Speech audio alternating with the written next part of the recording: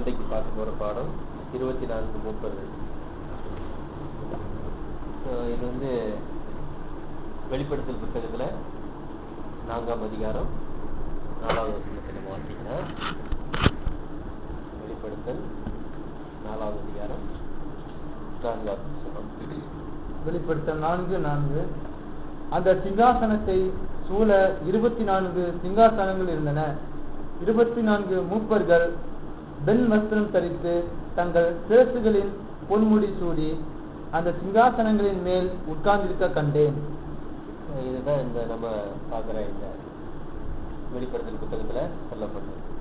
ஒரு சிங்காசனம் வைக்கப்பட்டிருக்கிறதாகவும் அந்த சிங்காசனத்தில் தேவன் உட்கார்ந்திருக்கிறதாகவும் அந்த அவருடைய சிங்காசனத்தை சுற்றி 24 சிங்காசனங்கள் வைக்கப்பட்டு அந்த 24 சிங்காசனங்கள் மேலும் யார் இருக்கிறாங்க? 24 மூப்பர்கள். ஸோ மூப்பர்கள் என்று சொன்னோன்னே நமக்கு என்ன ஒரு ஞாபகம் வரும்? பார்க்கும்போது வயதில் மூத்தவர்களாக நம்ம பார்க்க முடியுது. ரெண்டாவது அவங்க சிரசில் வந்து பொன்முடி சூட்டி இருக்கிறாங்க அப்படின்றது கூட நம்ம இதில் சொல்லப்பட்டிருக்கு. ஸோ இவங்க என்ன பண்ணுறாங்கன்னு பார்த்தீங்கன்னா தேவனை எழும்பி தொழுது கொள்றாங்க. சாஷ்டாங்கமாக விழுந்து தேவனை தொழுது கொண்டிருக்கிறதாக நம்ம இதில் பார்க்குறோம். அதுலேயே 5வது அதிகாரம் 14வது வசனம் 14. அதற்கு 4 ஜீவன்களும் ஆமேன் என்று சொல்லின. 24 மூப்பர்களும் வணங்கமாய் விழுந்து சதா காலங்களிலும் உயிரோடு இருக்கிறவரை தொழுது கொண்டார்கள். பாருங்க, 24 மூப்பர்களும் சாஷ்டாங்கமாக விழுந்து தேவனை தொழுது கொண்டிருக்கிறதாக நம்ம இந்த இடத்துல பார்க்கிறோம். ஸோ இப்போ தேவனுடைய கையில் ஒரு புத்தகம் இருக்கிறதாக கூட நம்ம இந்த வேதத்தில் வாசிக்கிறோம். அதே வெளிப்படுத்தல் 5:14 தேவனுடைய கையில் என்ன இருக்கு? ஒரு புத்தகம் இருக்கா? வெளிப்படுத்தல் 5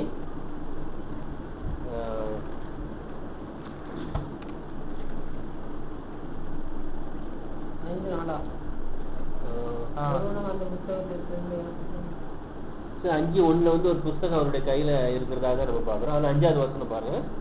அப்பொழுது மூப்பர்களில் ஒருவன் என்னை நோக்கி, நீ அழ வேண்டாம், இதோ யூதா கோத்திரத்து சிங்கமும் தாவீதின் வேறுமானவர் புஸ்தகத்தை திறக்கவும் அதன் 7 முத்திரைகளை உடைக்கவும் ஜெயம் கொண்டிருக்கிறார். பாருங்க, இந்த இடத்துல பார்க்கும்போது அந்த தேவனுடைய கையில ஒரு புத்தகம் இருக்குது.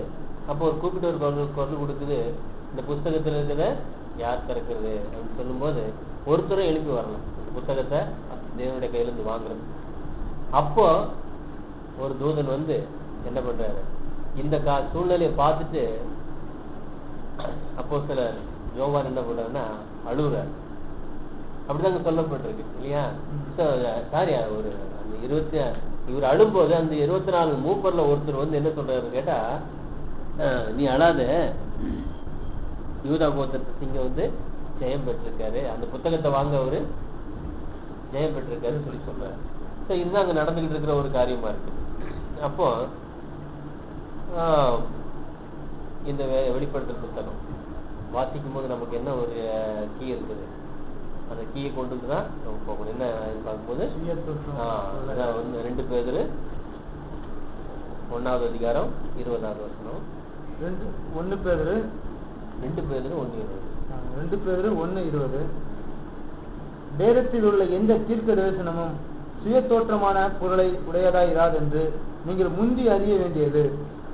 இங்க என்ன தெளிவா கொடுத்துட்டாங்க, வேதத்தில் உள்ள எந்த ஒரு தீர்க்க தரிசனமோ சுய தோற்றமான பொருள். அப்ப பார்க்கும் 24 மூப்பர்கள் சொல்லும் போது 24 சிங்காசனம் வைக்கப்பட்டிருக்க சொல்றாங்க. அப்ப அந்த சிங்காசனம் போது என்ன பண்ண முடியாது, நேரடியாக ஒரு அர்த்தம் எடுக்க முடியாது. அதான் சொல்றாரு, சுய தோற்றம் அங்க இருக்கிறத நேரடியாக ஒரு அர்த்தம் எடுக்கக்கூடாது அப்படிங்கிறத சொல்லப்பட்டிருக்கு. வெளிப்படுத்தல் புத்தகம் முழுவதும் எதை பற்றி எழுதப்பட்டிருக்கு பார்த்தீங்கன்னா, அந்த சுவிசேஷ யுகம் முழுவதும் நடக்க வேண்டிய காரியங்களை குறித்து எழுதப்பட்டிருக்கு. அப்போ எப்போ எழுதப்பட்டது? கிபி 90க்கு மேல எழுதப்பட்ட புத்தகம், 99 எழுதப்பட்டதுன்னு சொல்றாங்க. அப்போ இந்த சுவிசேஷ யுகம் முழுவதும் நடக்க வேண்டிய காரியங்கள் எழுதியிருக்காருன்னு என்ன அர்த்தம்? அது தீர்க்க தரிசன புத்தகம், நடக்க வேண்டிய காரியங்களை பற்றி சொல்லப்பட்டிருக்கு. அப்போ நமக்கு இந்த வேதத்துல என்ன ஒரு கீ எடுத்துக்கிறோம்னா, சுய தோற்றமா பார்க்கக்கூடாது. இந்த சுய தோற்றமா பார்த்துதான் இன்னைக்கு என்ன நிலைமை போயிருக்கு தெரியுமா? இந்த வெளிப்படுத்தல் புத்தகம் இன்னைக்கு இருக்கிற கிறிஸ்தவ மண்டலத்துல சுய தோற்றமான பொருளை கொடுத்து ஒரு தண்ணி, அந்த தண்ணி மேல ஒரு மிருகம், அந்த மிருகத்து மேல ஒரு ஸ்திரீ, கற்பனை பண்ண முடியாத ஒரு சூழ்நிலை என்ன பண்றாங்க, யாராவது ஒருத்தர் வந்து முதல் வந்து இந்த வெளிப்படுத்தல் புத்தகத்தை எடுத்து பைபிள் படிச்சாங்கன்னு வச்சுக்கிடுங்க, அதெல்லாம் சுத்தி கீழே விழுந்துருவாங்க. அவ்வளோ இதா இருக்கும். இது என்ன இது அப்படின்னு பார்க்கும்போது, அது வந்து சுயத்தோட்டமான பொருளை பார்க்கும்போது இந்த புத்தகத்தை படிக்க முடியாது. ஸோ நம்ம தேவன் நம்ம கையில கொடுத்துருக்கு என்னன்னு கேட்டா, அதை சுயத்தோட்டமான பொருள் கிடையாது. அப்போ அதோட அர்த்தம் என்ன, ஆவிக்குரிய அர்த்தம் அப்படிங்கிறத நம்ம பார்க்க வேண்டியது இருக்கு. ஸோ இப்போ இந்த 24 மூப்பர்கள் அப்படின்னு சொல்லும்போது, 24 மூப்பர்களும் மனுஷர்களா அப்படின்னு நம்ம பார்க்கணும். ஸோ 24 சேர், அப்போ 24 பெஞ்ச் இருக்கா அப்படிங்கிறத நம்ம எடுத்துட்டு ஆவிக்குரிய அர்த்தத்தோட நம்ம இதை ஆராய்ச்சி பார்க்கும்போது, ஒரு சிங்காசனம் வைக்கப்பட்டிருக்கு இல்லையா. அந்த ஒரு சிங்காசனம் சுற்றி 24 சிங்காசனம் சொல்லும் போது, அந்த சிங்காசனத்தில் வீட்டில் இருக்கிறவர் தேவன் இல்லையா. அந்த சிங்காசனம் எதை குறிக்குது அப்படின்னு பார்க்கும்போது, யார் போட்டுப்பாங்க சிங்காசனம்? சிங்காசனத்தில் உட்கார்ந்துருக்கிறது யார்? ராஜா இல்லையா. இப்போ பழைய ஏற்பாட்டுல கூட பார்க்குறோம் இல்லையா, சாலமோன் என்ன பண்றாரு, ஒரு பெரிய சிங்காசனத்துல உட்கார்ந்துருக்கிறார் இல்லையா. ஸோ அந்த சிங்காசனம் எதை குறிக்குது பார்த்தீங்கன்னா, அதிகாரத்தை குறிக்குது. சிங்காசனத்தில் உட்கார்ந்துருக்கவருக்கு என்ன இருக்கும், ஃபுல் எல்லா அதிகாரமும் இருக்கும் இல்லையா. அப்போ சிங்காசனம் வந்து அதிகாரத்தை குறிக்கிறதாக நம்ம வேதத்துல பார்க்கிறோம். அப்ப தேவன் எப்படிப்பட்டவரா இருக்காரு, சர்வத்தையும் உண்டாக்கி சகல அதிகாரம் உடையவரா, ராஜாதி ராஜாவாக அவர் இருக்கிறாரு அப்படிங்கிறது தான் இந்த இடத்துல சொல்லப்பட்டது. இப்ப அவரை சுற்றி 24 சிங்காசனங்கள் வைக்கப்பட்டிருக்கு. ஸோ அப்ப பார்க்கும்போது சிங்காசனம்னா என்னங்கிறத நம்ம பார்க்கணும். இப்ப தேவனுக்கு ஒரு வசனத்துல மாற்றலாம், தேவனே சகல அதிகாரம் உடையவரா இருக்கிறார்ன்றதுக்கு ஏசாயா 14:24 வாசிக்கலாம். ஏசாயா புத்தகம் 14வது அதிகாரம் 14வது வசனம் வாசிக்கலாம். 24வது வசனம்.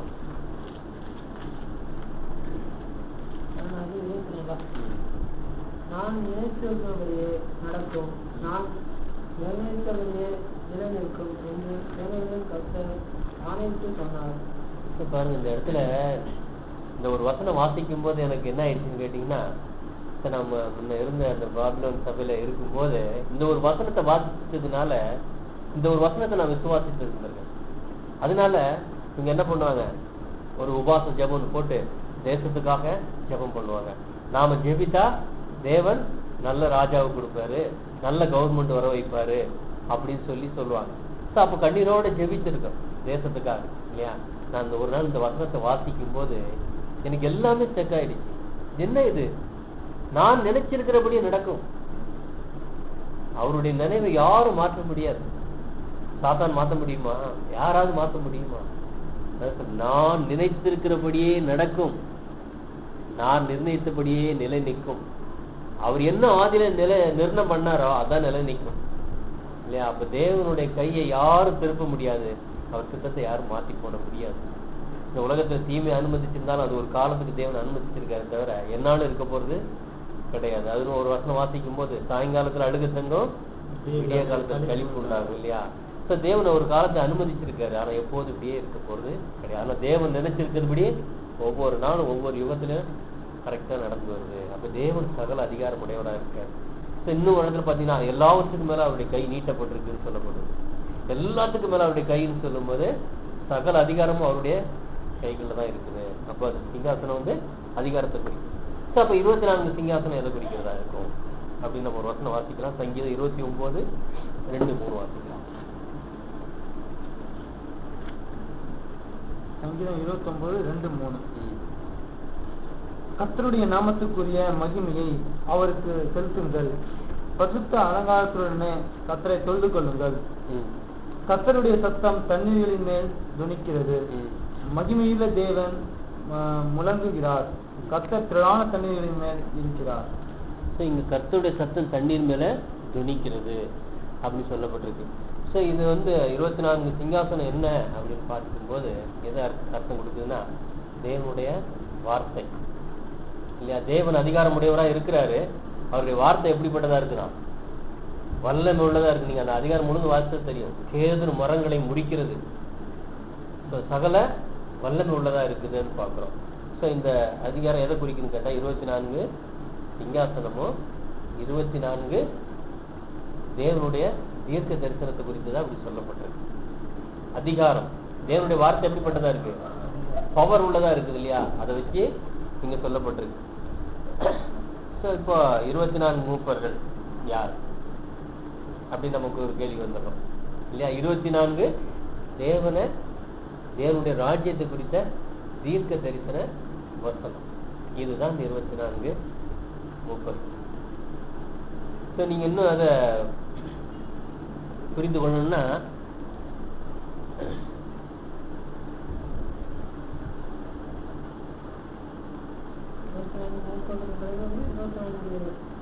தீர்க்க தரிசன ராஜ்யத்தை குறித்து, தேவனுடைய ராஜ்யத்தை குறித்த தீர்க்க தரிசன வசனம். பவர், அதிகாரம். அப்ப பார்க்கும்போது வரப்போற தேவனுடைய ராஜ்யத்தை குறித்து 24 தீர்க்க தரிசனம் தீர்க்கமா குறிக்கப்பட்டிருக்கு தேவனுடைய ராஜ்யத்தை குறித்து. அந்த ஒரு வார்த்தை நிறைவேறும் போது அது தேவனுக்கு மகிமை செலுத்துறதா இருக்கு. இப்போ மூப்பர் போய் என்ன பண்றாரு? சாஸ்தாங்கமா விழுந்து தேவனை பணிந்து கொள்ளுதுன்னா, தேவன் நிர்ணயித்த வார்த்தை நிறைவேறும் போது அவருக்கு என்ன பண்ணுது? அது அவருக்கு மகிமை செலுத்துது அந்த வார்த்தை இல்லையா? இப்போ உதாரணத்துக்கு நம்ம எடுத்துக்கிட்டோம்னா 1200 வருடங்கள் இல்லையா அந்தி கிறிஸ்து ஆட்சிக்கு கொடுத்திருந்தார். அவங்களுடைய காலம் வரும்போது அந்த வார்த்தை நிறைவேறும் போது எப்படிப்பட்டதா இருக்கு? தேவன் நிர்ணயிச்சபடி அங்க நடந்துருச்சு இல்லையா? அப்ப தேவனுக்கு அது மகிமை சேர்க்கிறதாக இருக்கு. இன்னும் பார்க்கும்போது தேவன் தம்முடைய குமாரனை அனுப்பி அவருடைய சித்தத்தை முழுவதும் அவர் செஞ்சு முடிச்சிருக்கிறார் இல்லையா? அப்ப தேவனுக்கு மகிமை உண்டாகிறதா இருக்கு இல்லையா?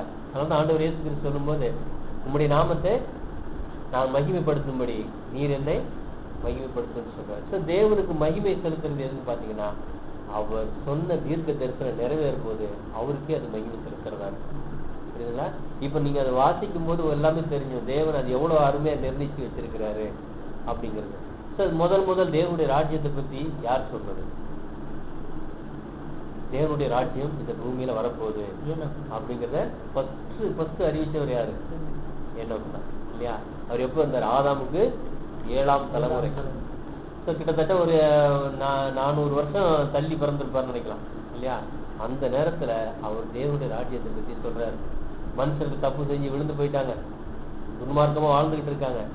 ஆனாலும் எவ்வளவு பயங்கரமா அந்த மக்கள் இருக்காங்க. ஆனா எல்லாரையும் நியாயம் இருக்கிறதுக்கு கர்த்தர் வருகிறார் சொல்லி அவர் எங்க எழுதியிருக்காரு பாத்தீங்கன்னா, யூதா புத்தகத்துல 15 தமக்கு விரோதமாய் அவபத்தியுள்ள பாவிகள் பேசின கடின வார்த்தைகள் எல்லாவற்றையும் நிமித்தம் அவர்களை கண்டிக்கிறதற்கும் ஆயிரமான தமது பரிசுத்தவான்களோடு கூட கர்த்தர் வருகிறார் என்று முன்னறிவித்தார். இதுதான் அறிவிச்சிருக்கிறார். இப்போ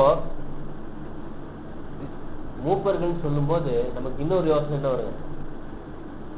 மூப்பர்கள் சொல்லும் போது பழமையானவர்கள் இல்லையா, ரொம்ப வயசுல மூத்தவங்க அப்படின்னு நமக்கு சொல்லப்பட்டிருக்கு. சார் நம்ம இப்ப இது இன்னும் நல்லா கொஞ்சம் தெளிவு நம்ம எடுத்துக்கொள்ளணும்னு சொன்னா ஒரு வசனம் வாசிக்கலாம். யாத்திராகம் 24:1 வாசிக்கலாம். இன்னும் நல்லா கிளீன் பண்ணிட்டு நம்ம அங்க போகலாம். 24:1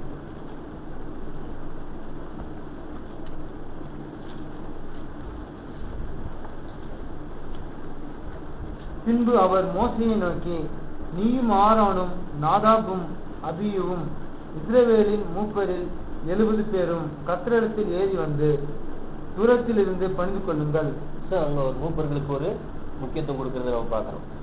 மூப்பர்கள் சொல்லும்போது பழமை, அதாவது ரொம்ப வயதானவர்கள், மூத்தவர்கள் இல்லையா, ஞானம் நிறைந்தவர்கள், அறிவு உள்ளவர்கள் அப்படின்னு நம்ம என்ன பண்ணலாம் சொல்லலாம். புதிய ஏற்பாடுல கூட சொல்லும்போது ஒருத்தர் மூப்பரா நியமிக்கிறதுக்கு எப்படிப்பட்டவரை சொல்றாரு, ஒரு எப்படிப்பட்ட காரியங்கள் இருக்கணுங்கிறதெல்லாம் சொல்லும் போது மூப்பர்னும் போது அதுக்கு அதிக முக்கியத்துவம் கொடுக்கறது நம்ம பார்க்கிறோம் இல்லையா. அப்ப தேவன் இதுக்கு எவ்வளவு முக்கியத்துவம் கொடுத்திருக்கிறாரு அப்படின்னு நீங்க பாத்தீங்கன்னா, தேவனுடைய கையில இருக்க அந்த புத்தகத்தை வாங்குறதுக்கு யாருமே கிடையாது இந்த உலகத்துல. ஒரே ஒருத்தர் தான் இருக்கிறார். அவர் கையில இருக்க என்ன புத்தகம்? அது மரண புத்தகம். எல்லாருக்கும் பாவத்தின் சம்பளம் மரணம் தான். எல்லா ஆதாமுக்குள்ள பிறந்த எல்லாருடைய பேர் எங்கதான் இருக்கு? அந்த புத்தகத்துலதான் இருக்கு. அந்த புத்தகத்தை வாங்கி என்ன பண்ணணும்? அவரு திறக்கணும். அதை ஒருத்தர் வாங்குறதுக்கு தகுதிப்படுறதுக்கு ஒருத்தர் வரப்போறாரு. இப்ப இந்த மனுக்குள்ள முழுவதும் என்ன நிலைமையில இருக்குது? மரணத்தின் நிலைமையில இருக்கு. யாராவது விடுவிக்க மாட்டாங்களா? ஆதாமுக்கு இருந்துச்சு அந்த எண்ணம் நம்மளை யாராவது விடுவிக்க மாட்டாங்கடா. ஏவல் அதனால தான் அந்த குழந்தை காயின் பிறக்கும்போது என்ன சொல்றாங்க, கர்த்தரால் ஒரு மனுஷனை பெற்றேன் அப்படின்னு சொல்லக்கூடிய அளவுக்கு அவங்க இருந்திருக்காங்க இல்லையா. அப்போ ஒரு எதிர்பார்ப்பு அவங்களுக்கு என்ன பண்ணிருக்கு, இருந்திருக்கு. ஒருத்தர் வர போறாரு, அவர் மூலமா நமக்கு விடுதலை கிடைக்க போகுது அப்படின்னு சொல்றாரு. அதனாலதான் இந்த இடத்துல அழும் போது நீ அழ வேண்டாம் அப்படின்னு ஒரு மூப்பர் சொல்றாரு. ஸோ மூப்பருடைய வேலை என்னன்னா சேர்த்துக்கிறவங்களாக இருக்கிறார் இல்லையா. ஸோ அப்போ ஒருத்தர் வர்றாரு, அந்த புத்தகத்தை வாங்குறதுக்கு ஒருத்தர் ஜெயம் கொண்டிருக்கிறாரு அப்படின்னு சொல்லும் போது யாரை பத்தி தான் சொல்றாங்க அவங்க. ஸோ இப்போ ஒருத்தர் வர போறாரு, அவர் மூலமா நமக்கு விடுதலை கிடைக்க போகுதுங்கிறது தான் எல்லா மனுக்களும் எதிர்பார்த்திருந்த ஒண்ணு. அவரை பத்தி தான் தேவன் என்ன பண்ணியிருக்காரு, அந்த 24 மூப்பர்கள் மூலமா அவரை பத்தி, அவருடைய ராஜ்யத்தை பத்தி பேச வச்சிருக்கிறாரு. இப்ப நமக்கு பாருங்க, ஒரு வசனம் வாசிக்கலாம். சங்கீதம் 19வது அதிகாரத்துல இருந்து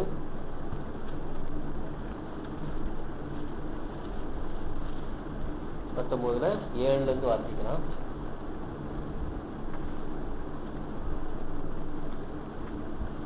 கர்த்தருடைய வேதம் குறைவற்றதும் ஆத்துமாயை உயிர்ப்பிக்கிறதுமாய் இருக்கிறது. கர்த்தருடைய சாட்சி சத்தியமும் பேதையை நாணியமாக்குகிறதுமாய் இருக்கிறது. கர்த்தருடைய நியாயங்கள் செம்மையும் இருதயத்தை சந்தோஷிக்கமாய் இருக்கிறது. கர்த்தருடைய கற்பனை தூய்மையும் கண்களை தெளிவிக்கிறதுமாய் இருக்கிறது. 10 பாத்தீங்கன்னா, அவைகள் பொன்னிலும் மிகுந்த பசு பொன்னிலும் விரும்பப்படத்தக்க தேனிலும் தேன் கூட்டிலிருந்து ஒழுகும் தேனிலும் மதுரமாய் இருக்கிறது. தேவனுடைய வார்த்தை பொன்னிலும் மேலா இருக்குன்னு சொல்றேன். பொன் இருக்குதுலயே ஹையஸ்ட் லெவல்ல இருக்கிற ஒரு உலக பொருள். ஸோ அப்ப பார்க்கும்போது அந்த 24 மூப்பர்களுடைய தலையில என்ன இருக்கு, பொன் கிரீடம் இருக்குது இல்லையா. அப்ப பொன் கிரீடம் எதை குறிக்குதுன்னு பாத்தீங்கன்னா இந்த தேவனுடைய வார்த்தை தான் இல்லையா. ஸோ இன்னும் நல்லா கிளாரிட்டா இதாச்சா உங்களுக்கு, உங்க தலையில இருக்கிற ஒரு கிரீடம் தேவனுடைய வார்த்தை. ஸோ தலை நம்ம எதை குறிக்கிறதா இருக்கு, நாலேஜ் இல்லையா, அறிவு இல்லையா. அப்ப அறிவு எப்படிப்பட்டதா இருக்கு. ஸோ அவங்க வரும் காரியங்களை சொல்றாங்கன்னு சொன்னா அவங்க எந்த அளவுக்கு அவங்க தெளிவுபட்டவங்களா இருந்திருக்கிறாங்க அப்படின்னு நம்ம இதில் பார்க்கலாம். சரி, இப்ப நாம அவங்கள பத்தி பார்க்கலாம். அந்த 24 மூப்பர்கள் யாரு, முதல்ல யாருன்னு பார்த்தோம், ஏனோக்கு. ஃபர்ஸ்ட் ஆளு தேவனுடைய ராஜ்யத்தை பத்தி முத அறிவிச்சவர் அவர் தான். முதல் ஒரு நம்பிக்கையை ஏற்படுத்தினவரே அவர் தான். இயேசு கிறிஸ்துடைய ராஜ்யம் வரப்போகுது, தேவன் தம்முடைய குமாரன் மூலமா அந்த உலகத்துல ஒரு ராஜ்யத்தை ஏற்படுத்துறாரு அப்படிங்கிறத முதல் அறிவிச்சவரே ஏனோக்கு. அடுத்தது பாத்தீங்கன்னா யாரு, 2வது மூப்பரா இருக்கும். முதல் மூப்பர் யாரு, ஏனோக்கு தான் இல்லைங்களா. அப்ப பார்க்கும்போது அடுத்த 2வது மூப்பர் யாரு அப்படின்னு நம்ம பார்த்தோம்னா ஆதியாகமம் 49வது அதிகாரம் 19வது வசனம் வாசிக்கலாம். 10 49 10. ஆதியாகமம் 49:10.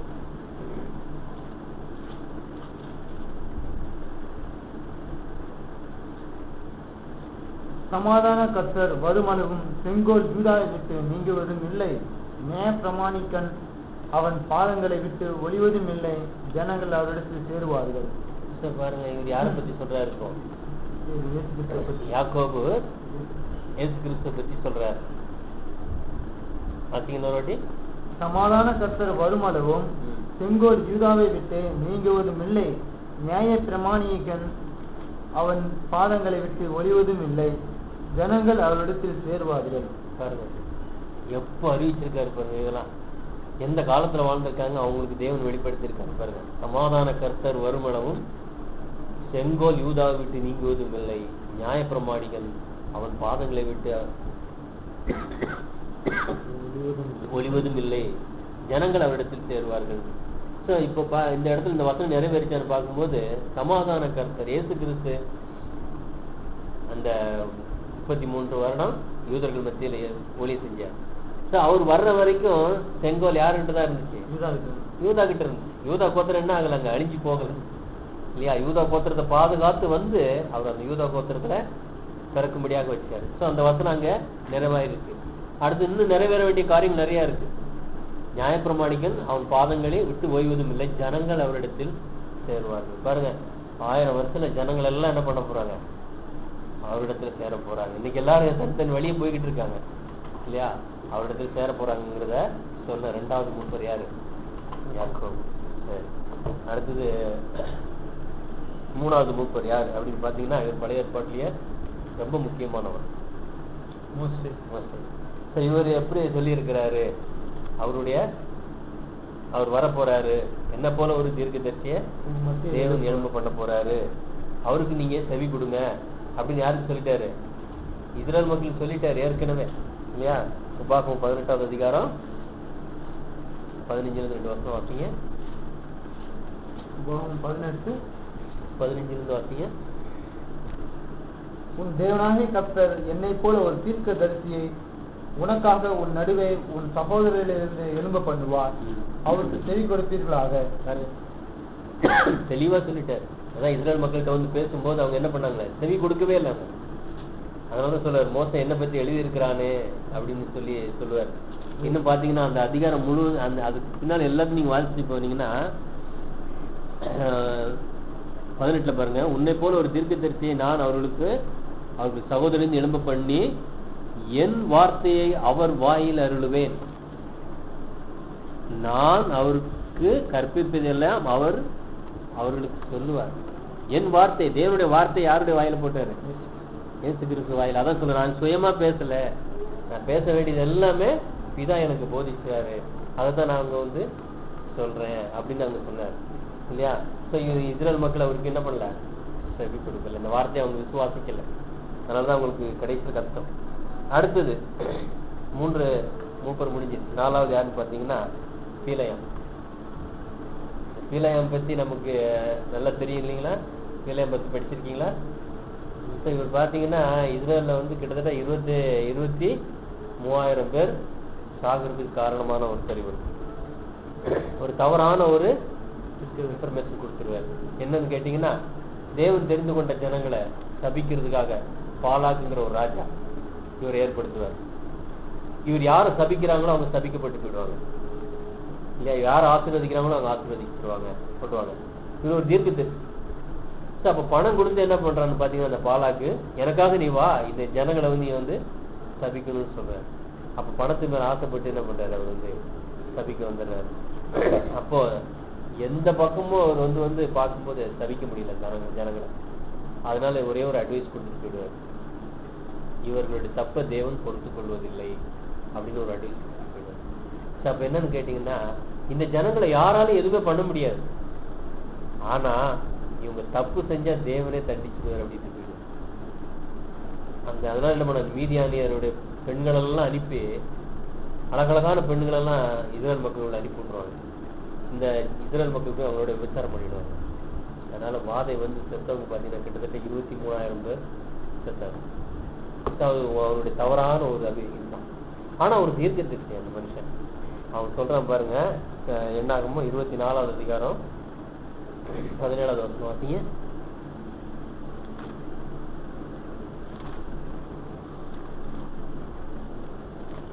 என்னாகுமோ? 24:17.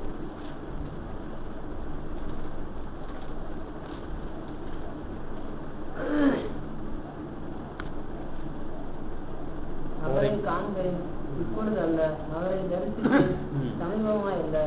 ஒரு நட்சத்திரம் யாக்கோபிலிருந்து உதிக்கும், ஒரு செங்கோல் இஸ்ரவேலிலிருந்து எழும்பும், அது மோவாபின் எல்லைகளை நொறுக்கி சேஸ்புத்தியோர் எல்லைகளை நிர்மூலமாக்கும். பாருங்க, இதுல பாத்தீங்கன்னா இஸ்ரேலுடைய நம்பிக்கை அதுல இருக்கு. நான் அவரை காண்பேன், இப்பொழுது அல்ல, அவரை தரிசிப்பேன், சமீபமாய் அல்ல. சமீபமாய் எங்க போறது? பரலோகத்துல போய் அவங்க தரிசிக்க போறது கிடையாது. பழைய ஏற்பாட்டுல வாழ்ந்த இவங்களுடைய நம்பிக்கை என்ன? தூரத்துல அவர் தரிசிப்பேன், சமீபத்துல கிடையாது. சமீபத்துல போறது யாரு? நாம் தான் அங்க சமீபத்துக்கு போறோம். ஆனா தூரத்துல அவரை தரிசிப்பேன். ஒரு நட்சத்திரம் யாக்கோபிலிருந்து உதிக்கும். என்ன நட்சத்திரம்? இயேசு கிறிஸ்துவை பற்றி சொல்றாரு. ஒரு செங்கோல் இஸ்ரேலிருந்து எழும்பும். செங்கோல்ன்றது அதிகாரம், பவர். சோ அவர் வந்து வருவார் அப்படின்னு சொல்லிட்டு இவர் சொல்லியிருக்காரு. அடுத்தது 5வது யாருன்னு பாத்தீங்கன்னா, ரொம்ப மிகவும் கஷ்டப்பட்ட ஒருவர். யாரு? பைபிள்லயே ரொம்ப கஷ்டப்பட்டவர் யாருன்னு பார்த்தா அவர் தான் அவர் பார்க்கும்போது அவருடைய நிலைமை ரொம்ப ஒரு கஷ்டமான ஒரு நிலைமை இல்லையா. அவர் பாருங்க அவருடைய நிலைமை எந்த மாதிரி இருந்துச்சு, எந்த மாதிரி நிலைமை எல்லாத்தையும் இழந்து நிற்கும் போது அவர் அவருடைய நம்பிக்கையை பத்தி அறிக்கையிடுறாரு பாருங்க. ஒரு வசனத்துல 19வது அதிகாரம் 25 19:25 என் மீட்பர் உயிரோடு இருக்கிறார் என்றும் அவர் கடைசி நாளில் பூமியின் மேல் நிற்பார் என்றும் நான் அறிந்திருக்கிறேன். பாருங்க, என் மீட்பர் உயிரோட இருக்கிறாரு, அவர் கடைசி நாளில் பூமியின் மேல் நிற்பார். எந்த கடைசி நாள்? 7வது நாள் இல்லையா, அவருடைய நாள், ஓய்வு நாள். அந்த நாள்ல பூமியின் மேல் நிற்பாருன்னா என்ன, அதிகாரம் எடுத்துட்டு இருப்பாரு. அப்ப என்ன பண்ணுவாரு, நான் அறிந்திருக்கிறேன், அவர் நிற்பார். அப்ப அவங்களுக்கு என்ன பண்ணிட்டாரு, தேவன் அறிவிச்சிட்டாரு இல்லையா. இப்ப பார்த்து இந்த 5 பேருக்கு என்ன பண்ணிருக்காரு தேவன்? 5 பேருக்கு மட்டும் கிடையாது, இதை நம்பி எத்தனை பேர் விசுவாசிச்சிருப்பாங்க. ஒரு முடிவு வருது, கஷ்டத்துக்கெல்லாம் ஒரு முடிவு வருதுன்னு ஒரு எதிர்பார்ப்போட வாழும்படி அந்த காலத்துல வாழ்ந்தவங்களுக்கு மிகுந்த ஒரு ஆறுதலை கொடுக்கக்கூடியதா இருந்துச்சு இந்த வார்த்தைகள் எல்லாம் இல்லையா. யாக்கோபு அந்த வார்த்தையை சொல்லும் போது எவ்வளவு ஒரு ஆறுதலா இருந்திருக்கும். யூதா புத்தகத்துல எழுதப்பட்டிருக்குது ஏனோக்கு பத்தி. ஏனோக்கு சொன்ன அந்த வார்த்தை அங்க இருந்து சில பேருக்கு எவ்வளவு ஒரு சந்தோஷத்தை கொடுத்துருக்கும், நம்பிக்கையை கொடுத்துருக்கும் இல்லையா. இதான வாழ்க்கை, ஏதோ கொஞ்ச நாள் இருந்து நம்ம வாழ்ந்து சாக போறோம், இதான் வாழ்க்கையா அப்படி நினைக்கும் போது இல்ல, அவர் வர்றாரு. ஒரு நம்பிக்கையை கொடுத்தவங்களுக்கு எல்லாரும் ஒரு நம்பிக்கை கொடுத்தது. இப்ப பார்க்கும்போது இதோ என் தோல் முதலான அழி போன பின்பு நான் மாம்சத்திலிருந்து தேவனை பார்ப்பேன். அவங்க எந்த மாம்சத்திலிருந்து பார்ப்பாரான்? சரி, உங்களுக்கு ஆவிக்குரிய சரீரம் இல்ல, மாம்சத்திலிருந்து. இந்த மாம்சத்திலிருந்து அந்நிய கண்களால் அல்ல, நானே அவரை பார்ப்பேன், என்னுடைய கண்களால நான் அவரை பார்ப்பேன் அப்படின்னு சொல்லி சொல்றாரு. நம்ம இந்த கண் காணும் சொன்ன என்ன அது? மனக்கண் இல்லையா, அறிவு இல்லையா. நான் நின்று அவரை புரிந்து கொள்வேன் அப்படின்னு சொல்லி சொல்றாரு. ஸோ அவருடைய வாழ்க்கையில் ஏன் இவ்வளவு கஷ்டம் வந்தது அப்படிங்கறதெல்லாம் என்ன பண்ணுவார் தேவன் அங்க இன்னைக்கு ஒரு மிகுந்த ஒரு ஆறுதலை கொடுக்க போறாரு இல்லையா. ஏற்கனவே உலகத்துல வாழும்போதே அவருக்கு ஆறுதல் கிடைச்சிருச்சு அவங்க. அதனால ஒரு நிரந்தர ஒரு வாழ்க்கை அவங்களுக்கு அங்க வச்சிருக்கிறார். ஸோ இந்த வார்த்தை கேட்கும்போது அவங்களுக்கு எல்லாம் எவ்வளவு ஒரு சந்தோஷமா இருந்திருக்கு. இந்த ஒரு நம்பிக்கையில தான் அவர் உயிரோட இருந்திருக்காரு, அத்தனை கஷ்டங்களையும் சகிச்சு இல்லையா. அடுத்து யாருன்னு பாத்தீங்கன்னா தாவீது. தாவீது கூட எப்படிப்பட்டவரா இருந்தாரு, ஒரு தீர்க்க தரிசனம் இல்லைங்களா. சங்கீதம் 35 எவ்வளவு பெரிய வார்த்தை பாருங்க. அவருடைய கோபம் ஒரு நிமிஷம், அவருடைய தயவோ நீடிய வாழ்வு. சாயங்காலத்திலே அழுகை தங்கும், விடிய காலத்திலே களிப்பு உண்டாகும். பாருங்க, இதுதான் அவருடைய கோபம். ஒரு நிமிஷம் என்னும் போது 6000 வருஷம் கடந்து போயிடுச்சு. ஒரு மனுஷனுடைய வாழ்க்கையில ஒரு நிமிஷம் தான் தேவனுடைய கோபம். பிதாவாகிய தேவனுக்கு நம்முடைய வாழ்க்கை எவ்வளவு? 70 வருஷம் 80 வருஷம் வாழ்ந்தாலும் ஒரு நிமிஷம் தான் இல்லையா. ஸோ அந்த கோபம் அதை சொல்லும் போது ஆதாம் தப்பு செஞ்ச உடனே தண்டனை கொடுத்தாச்சு. இன்னும் யோபு ஏசாயால ஒரு வசனம் வாசிக்கும் சொல்லுவாரு, என் ஜனமே என் சினம் கடந்து போகும் வரைக்கும் போய் மண்ணில் ஒளித்துக்கொள். மண்ணில் போய் நீ ஒழிச்சுக்கோ. வருவார் ஒருத்தர், அவர் வந்து கூப்பிடுவார், நீ அன்னைக்கு என் கோபம் போற வரைக்கும் நீ என்ன பண்ற. இன்னைக்கு ஜனங்க தான் அவருடைய கோபத்துல ஒரு நிமிஷம் கோபத்துல தான் இன்னைக்கு மரணமே உலகத்துல சம்பவிச்சுக்கிட்டு இருக்கு. சாயங்காலத்துல அழுகை தங்கன்னு ஒரு இந்த கொஞ்ச காலமும் சாயங்கால பொழுது, ஆனா விடிய காலம் வரப்போகுது, களிப்பு உண்டாகும், எல்லாருக்கும் சந்தோஷம் உண்டாகும், ஒரு ராஜ்யம் வரப்போகுதுங்கிறது இந்த வசனத்துல அவர் என்ன பண்ணிருக்காரு, அறிவிச்சிருக்காரு. அவங்களாம் எந்த அளவுக்கு தெரிஞ்சிருக்காங்கன்னு பாருங்க. தேவன் அவருடைய ராஜ்யத்தை பத்தி உங்களுக்குலாம் வெளிப்படுத்தி இருக்காரு. அடுத்து இவருடைய பையன் மகாபெரிய ஞானி இல்லையா. அவரை பத்தி நம்ம என்ன சொல்றது, பழைய ஏற்பாட்டுல அவரு வந்து மிகப்பெரிய ஒரு ஞானியா இருந்தார். ஸோ அவருக்கு கூட தேவன் தன்னுடைய ராஜ்யத்தை பத்தி அறிவிச்சிருக்கார். நீதிமொழிகள் 2வது அதிகாரத்துல 21-22 வாசிக்கலாம். செவ்வையானவர்களே பூமியில் வாசம் பண்ணுவார்கள், உத்தமமானவர்கள் அதிலே தங்கி இருப்பார்கள். 1000 வருஷத்துல செம்மையானவர்கள் பூமியில வாசம் பண்ணுவாங்க, உத்தமர்கள் அதுல என்றைக்கும் தங்கி இருப்பாங்க. அப்புறம் துன்மார்க்கரோ பூமியிலிருந்து அறுப்புண்டு போவார்கள், துரோகிகள் அதில் இராதபடிக்கு நிர்மூலமாகுவார்கள். என்றைக்கும் துன்மார்க்கர்கள் இருப்பாங்களா அந்த உலகத்துல? எவ்வளவு கஷ்டத்தை கொடுத்துட்டு இருக்காங்க, ஒருத்தருக்கு ஒருத்தர் கஷ்டத்தை கொடுத்துட்டு இருக்காங்க இல்லையா. துன்மார்க்கர் இனி இருக்க போறது கிடையாது. இந்த வார்த்தை எவ்வளவு ஒரு ஆறுதலா இருக்கும். செம்மையானவங்களுக்கு நீங்க எவ்வளவு கஷ்டப்பட்டாலும் உங்களுக்கு ஒரு வாழ்க்கை இருக்கு. ஆனா துன்மார்க்கது பூமியில இல்லாதபடி அறுப்புட்டு போயிடுவாங்க அப்படிங்கிறது தேவனுடைய ராஜ்யத்தை பத்தி அவரும் சொல்லியிருக்காரு. அடுத்தது ஏசாயா, அநேக காரியங்கள் சொல்லியிருக்காரு ஏசாயா. தேவனுடைய ராஜ்யத்தை பத்தி நிறைய படிக்கணுங்க தான் வரணும். ஒரு பைபிளுக்குள்ளே ஒரு மினி பைபிள் 66 ஆகும். 66 புத்தகங்கள் கொண்டுனா 66 ஒரு அதிகாரம் உள்ள ஒரு புத்தகம் இல்லையா? பைபிளுக்குள்ளே ஒரு மினி பைபிள். ஸோ அவர் எவ்வளவு காரியங்கள் சொல்லியிருக்காரு. ஆனா முக்கியமா சில காரியங்கள் ஒரு 2 காரியத்தை பார்க்கலாம். 35 அதிகாரம் 4-2 வசனம் வாசிக்கலாம். 5:4-2 வசனம் வாசிங்க. மனம் பதறுகிறவர்களை பார்த்து நீங்கள் பயப்படாதிருங்கள், திடன் கொள்ளுங்கள். இதோ உங்கள் தேவன் நீதியை சரிக்கட்டவும் உங்கள் தேவன் பதிலளிக்கவும் வருவார். அவர் வந்து உங்களை ரட்சிப்பார் என்று சொல்லுங்கள். பாருங்க, அவர் வந்து ரட்சிப்பார், அவர் வருவார் அப்படிங்கிற ஒரு நம்பிக்கையை ஒரு என்ன பண்ணுங்க கொடுத்திருக்காரு. அவர் வரும்போது என்னெல்லாம் நடக்குங்கிறதெல்லாம் சொல்றாரு. குருடன் கண் திறக்கப்படும், செவிடன் செவி கேட்கப்படும். எந்த குருடனுடைய கண்? இன்னைக்கு இருக்க லிட்டரலான குருடனுடைய கண்ணு கூட அங்க என்ன பண்ணிடும்? நல்ல ஒரு சரீரத்தை கொடுத்துருவாரு. ஆதாமுடைய பாவத்தினால அந்த சரீரத்துல குருடாக்கு போயிடுச்சு. இயேசு கிறிஸ்து மூலம் கிடைக்கிற சரீரம் கண் திறக்கப்படும். இன்னொன்னு மனக்கண்ணும் திறக்கப்படும். பிரபஞ்சத்தின் தேவன் எல்லாருடைய மனக்கண்ணும் குருடாக்கி வச்சிருக்கான். அந்த கண் அங்க திறக்கப்பட்டோம் இல்லையா? அறிவு கண் திறக்கப்பட்டு தேவனை பத்தின அறிவு கொடுக்கப்பட்டோம். இன்னைக்கு ஒரு மனுஷன் போய் என்ன பண்றான்? கீழே கிடக்கிற ஒரு கல்லை எடுத்து கிடக்கணும் நல்லா கழுவி அதுக்கு ஒரு பொட்டு வச்சு அது மேல ஒரு பூவை குத்தி வச்சு இதுதான் கடவுள்னு சொல்றான். அப்ப அவனுக்கு என்னதான் கம்மியா இருக்கு? அறிவு என்ன பண்ணிருக்கு? குருடா இருக்கு. ஒரு குருடை போய் என்ன பண்ண, ஒரு கோலை வச்சு தடவி போறது போல ஒரு கல்லை எடுத்து வச்சு இது கடவுள் சொல்லக்கூடிய அளவுக்கு மனுஷனுடைய மனது அவ்வளவு குருடா இருக்கு. அந்த கண் திறக்கப்படும், குருடரின் கண் திறக்கப்படும், செவிடருடைய செவி கேட்கும். இயேசு கிறிஸ்து வந்து பேசும்போது யாரும் செவி கொடுக்கல. இன்னைக்கு தேவனுடைய வார்த்தையை பத்தி நம்ம யாரையாவது சொல்லும் போது ஒரு காமெடி பண்றாங்க. சொல்றேன் எல்லாரும் உயிர்த்தெழுந்து வருவாங்கன்னு ஒருத்தர் சொல்றேன், இதெல்லாம் நம்ப முடியாதுண்ணே. ஏன்னா என்னண்ணே அப்படின்னு ஒரு கடைக்காரர் சொல்றாரு. சரி இவர்கிட்ட பேசி என்ன சொல்லணுங்க? நான் சொன்னேன், நீ சொன்னாலும் நம்ப மாட்டேன்ப்பா, ஆனா இப்படி ஒண்ணு இருக்குது அப்படின்னு சொல்லும் போது என்ன ஒரு பாதிரியா பார்க்க ஆரம்பிச்சிட்டாரு. இப்போ நல்லா தான் இருந்தா என்ன இப்படி இருக்கானே அப்படின்ட்டு ஒரு மாதிரியா பார்க்க ஆரம்பிச்சிட்டாங்க இல்லையா? ஸோ அது வந்து ஏன்னு கேட்டீங்கன்னா இந்த செவி எப்படிதான் இருக்கு? கேட்கல. அது காதுல நம்ம சொல்றது அவங்களுக்கு எப்படிதான் இருக்கு? பரியாசமா இருக்கு. ஆனா கேட்கக்கூடிய காதுக்கு அந்த வார்த்தை எப்படிப்பட்டதா இருக்கும்? ஏதோ ஒரு பூவை பத்தி சொல்ல, அவரஞ்ச பூ போல இருக்கும்னு சொல்லி ஒரு வசனம் சொல்றாரு. அப்ப முடவன் மானை போல சொல்லி குதிப்பான். தேவனுடைய இதை வழியில் நடக்கிறதுக்கெல்லாம் முடவனா இருக்காங்க. அங்க மானை போல துள்ளி பிடிச்சி பெரும்பாதையான வழியில எல்லாரும் நடக்க ஆரம்பிச்சிருவாங்க. தேவனுடைய ராஜ்யத்தை பத்தி நிறைய ஒரு பேர் தான் சொல்லியிருக்காரு. அடுத்தது மிகப்பெரிய ஒரு தீர்க்கதரிசி யாருன்னு பாத்தீங்கன்னா, அடுத்த தீர்க்கதரிசி யாரு? எரேமியா. ரொம்ப பாடுபட்டவர் தேவனுக்காக. அவர் என்ன பற்றி சொல்லியிருக்காரு? அநேக காரியம் சொல்லியிருக்காரு. ஒரே ஒரு வசனம் வாசிக்கலாம். எரேமியா 31 அதிகாரம் 29-30.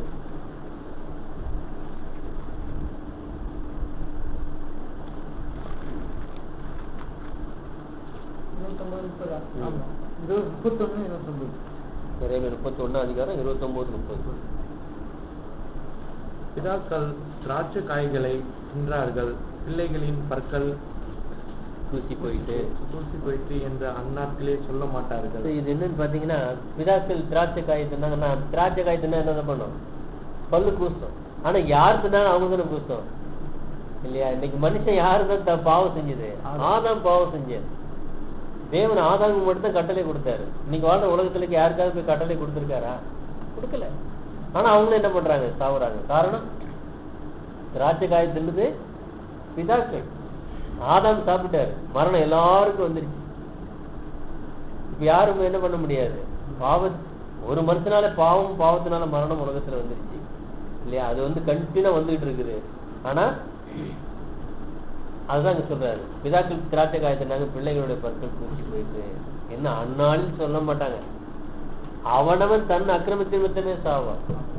இங்க ஆதாம் தப்பு செஞ்சினாலும் எல்லாரும் தெரிஞ்சுக்கிட்டு இருக்காங்க. அங்க தனித்தனியா நிக்க வைப்பார்.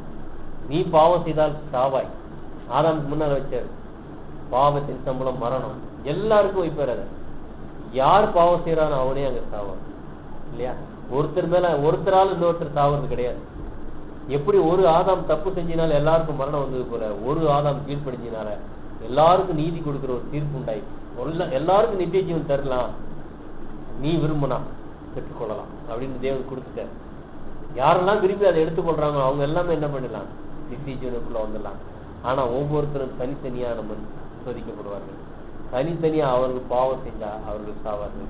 அவருடைய பாவத்தின் நிமித்தம் இவர் சாவறதில்லை, இவருடைய பாவத்தின் நிமித்தம் அவருடைய சாவறதில்லை. தகப்பனுடைய பாவம் பிள்ளையை சாராது, பிள்ளையுடைய பாவம் தகப்பனை சாராது. அவன் பாவத்தின் நிமித்தமே சாவான். எந்த மனுஷன் திராட்சை காய்களை தின்பானோ அவனுடைய பற்களே குத்தி போயிடும் இல்லையா? இன்னைக்கு அதான் அந்த நாட்கள் வாழ்ந்து என்ன சொல்லியிருப்பாங்க, அதாமே நீ தப்பு பண்ணதுனால இன்னைக்கு நான் சாவுறேன், என்னுடைய பெற்றோர் சாகுறாங்க அப்படின்னு அன்னைக்கு என்ன பண்ண மாட்டாங்க, சொல்ல மாட்டாங்க. ஸோ இது ஒரு எப்படிப்பட்ட ஒரு வசனம் பார்த்தீங்களா, மிகப்பெரிய ஒரு வசனம். அடுத்தது யாருன்னு பார்த்தீங்கன்னா பழைய ஏற்பாட்டுல வாழ்ந்த ஒரு வெளிப்படுத்தல் புத்தகம். பழைய ஏற்பாட்டு வெளிப்படுத்தல் புத்தகம் எதுன்னு கேட்டீங்கன்னா எசேக்கியேல் தான். எங்க வெளிப்படுத்தல் புத்தகத்துல எதுவும் புரியலையோ அதே போல எசேக்கியேல் புத்தகத்துல என்ன பண்ணது அவ்வளவு சீக்கிரத்துல புரியாது. அதுவும் ஒரு வெளிப்படுத்தல் புத்தகம் போலவே இருக்கக்கூடியது. அவரும் தேவனுடைய ராஜ்யத்தை பத்தி அநேக காரியங்கள் சொல்லியிருக்காரு. தேவனுக்காக அநேக பாடுபட்டவர் தான். அவர் என்ன சொல்லியிருக்காருன்னு ஒரு வசனம் வாசிக்கலாம். எசேக்கியேல் 21வது அதிகாரம் 26, 27 பாகையை கலற்று எழுத்தை எழுத்து போடு, அது முன்போலிராது. தாழ்ந்தவனை உயர்த்தி உயர்ந்தவனை தாழ்த்துவேன், அதை கவிழ்ப்பேன் கவிழ்ப்பேன் கவிழ்ப்பேன். உரிமைக்காரர் வருமானம் மட்டும் அது இல்லாதிருக்கும், அவருக்கே அதை கொடுப்பேன் என்று கர்த்தராகிய ஆண்டவர் சொல்கிறார். பாருங்க, இது யார சொல்றாருன்னு பாத்தீங்கன்னா இஸ்ரேலை ஆளுகிற அவபக்தி உள்ள துன்மார்க்க அதிபதியே சிதைக்கிய ராஜாவை பத்தி சொல்றாரு. பாகையை கழட்டி போடு, இனி முன் போல இருக்காது, அது உரிமைக்காரருக்கு தான் அதை கொடுப்பேன் அப்படின்னு சொல்லி. இஸ்ரேலுடைய ராஜ்யம் கடைசி யாருடைய கையில இருந்து பறி போச்சு, சிதைக்கிய ராஜா. ஸோ அவருடைய கையில இருந்து பறி போனதுக்கு அப்புறம் இஸ்ரேல் யார் தான் ஆண்டுகிட்டு இருக்காங்க, பாபிலோன் ராஜா ஆண்டாரு. பாபிலோனுக்கு அப்புறம் பெர்சியர்கள் ஆண்டாங்க, பெர்சியருக்கு அப்புறம் கிரேக்கர்கள் ஆண்டாங்க, கிரேக்கர்களுக்கு அப்புறம் ரோமர்கள் ஆண்டாங்க, ரோமர்களுக்கு அப்புறம் யாரும் ஆண்டது, ரோமர்களுக்கு அப்புறம் தேசம் வந்து அவங்க சிதறடிக்கப்பட்டு போயிட்டாங்க. அவங்களுக்குன்னு ஒரு தனி நாடு கிடையாது. மறுபடியும் அவங்க வந்தாலும் கூட அவங்களுக்கு என்ன கொடுக்க போறாரு, மறுபடியும் ராஜ்யம் யாருடைய கையில தான் நிக்குன்னு பாத்தீங்கன்னா உரிமைக்காரர்கிட்ட கொடுக்க போறாரு. யார் அந்த உரிமைக்காரர் பாத்தீங்கன்னா கர்த்தராகிய இயேசு கிறிஸ்து. அவருக்கு தான் அதை கொடுப்பேன். இந்த உலகத்துல எத்தனை ராஜாக்கள் வந்தாங்க, இன்னைக்கு எத்தனை பெரிய பெரிய கவர்மெண்ட்ஸ் வந்து பாத்தீங்க இல்லையா. பாபிலோன் சாதாரண கவர்மெண்டா, பெர்சியா மேதியர் பெர்சியர் சாதாரண கவர்மெண்டா. இன்னைக்கு ஹிஸ்டரியில எவ்வளவு பதிவாகி போயிருக்குது அவங்கள பத்தி இல்லையா. அடுத்தது கிரேக்கர்கள் பயங்கர ஞானிகள் அறிவாளிகள், ரோமர்கள் பயங்கர பலசாலிகள். ஸோ ஒரு கொடூரமான ஒரு அரசாளக்கூடிய ஒரு மனுஷர்கள். அவங்கெல்லாம் வந்து என்ன பண்ணிட்டாங்க, கொஞ்ச காலத்துல அந்த ராஜ்யங்கள்லாம் போயிடுச்சு. ஆனா உரிமைக்காரர் வரப்போறாரு, அவருடைய கையில நிரந்தரமா அந்த ராஜ்யம் நிக்க போகும். ஸோ அவர் தான் கர்த்தராகிய இயேசு கிறிஸ்து. அடுத்தது யாரு அப்படின்னு பாத்தீங்கன்னா தானியேல். தானியேல் புத்தகத்துல தானியேல் என்ன பண்ணிருக்காரு, அநேக காரியங்களை பத்தி சொல்லியிருக்காரு. அதிகமா இவர் யாரை பத்தி சொல்லியிருக்காரு சொல்லுங்க, இயேசு கிறிஸ்துவோட வருகையை பத்தி சொல்லியிருக்காரு தீர்க்க தரிசனமா. அடுத்தது அந்தி கிறிஸ்துவோட அரசாட்சியை பத்தி அதிகமா யாருதான் சொல்லியிருக்காருன்னா இவர் தான். அவர் டேட்டு கொண்டு கொடுத்துட்டாரு, எவ்வளவு வருஷங்கள், இயேசு கிறிஸ்துவோட பிறப்பு எவ்வளவு நாட்கள்ல இருக்குங்கிறத அங்கேயே டேட்டு கொடுத்துட்டாரு. ஸோ இதெல்லாம் உறுதியா கவனிச்சவங்க எல்லாருமே என்ன பண்ணாங்க, அவரை கண்டுபிடிச்சாங்க, இவர் தான் வந்திருக்கிறவர். இவர் இந்த நாட்கள்ல வருவார்னு போதிச்சவங்க விட்டுட்டாங்க, கேட்டவங்க எல்லாம் உள்ள வந்துட்டாங்க. ஸோ எவ்வளவு பெரிய ஒரு மேன்மை பார்த்தீங்களா. பவுல் சிடி இப்போ இருக்குது, அந்த சிடியில பார்க்கும்போது எவ்வளவு ஒரு பெரிய பெரிய ஆட்கள். நான் எனக்கு தெரியாது உனக்கு எப்படி தெரியும்னு சொல்லிட்டு அந்த இவரு கேட்கிறாரு, பிரதான ஆசிரியர் கேட்கிறாரு, நீ யாரு அப்படின்னு கேட்கும்போது நான் மீன் பிடிக்கிறேன், எங்களுக்கு தெரியாது உனக்கு எப்படி தெரியும் அப்படின்னு கேட்கிறாரு. ஸோ எவ்வளவு பாத்தீங்களா, அவங்கதான் இவங்களுக்கு சொன்னாங்க, ஆனா இவங்க புரிஞ்சுக்கிட்டாங்க, அவங்களால அது புரிஞ்சுக்கொள்ள முடியல இல்லையா. ஸோ அப்ப இவர் என்ன சொல்றாரு, தானியேல்ன்றது நம்ம ஒரு வருஷம் வாசிக்கலாம். இயேசு கிறிஸ்து பத்தி தானியேல் 7ஆம் அதிகாரம் 27வது வசனம்.